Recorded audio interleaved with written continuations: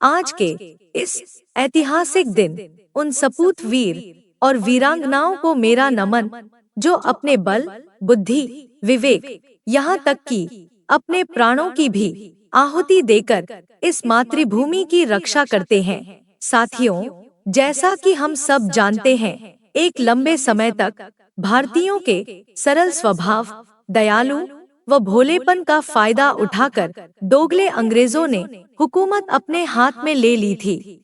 इस अंग्रेजी हुकूमत में अंग्रेज पुलिस कर्मचारियों व अंग्रेज सैनिकों की ओर से भोले भाले देशवासियों पर बेवजह जुल्म ढाए गए। किसानों, कारीगरों पर मनमाने कर लगाए। अपने स्वार्थ के लिए निर्दयता से भारतीयों का उपयोग किया गया। उस समय देशवासी भारत को गुलामी की जंजीर से आजाद करने के हर संभव प्रयास करते थे, लेकिन इस प्रकार के किसी आंदोलन के समर्थन में कुछ बोल देना भी अपराध माना जाता था। ऐसा करने वाले को कठोर से कठोर सजा दी जाती थी और जेल में डाल दिया जाता था। जेल में इतनी छोटी कोठरियां थी कि उनमें पैर पसार कर लेटना भी कठिन था।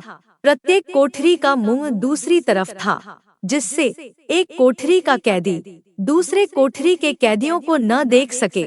मल मूत्र विसर्जन, उठना बैठना, यह सब उसी कोठरी में करना होता था। बैलों की तरह उनके लिए काम कराया जाता था, पर फिर भी भूखा रहना होता था। इन यातनाओं के कारण कुछ बलिदानियों को आत्महत्या करनी पड़ी।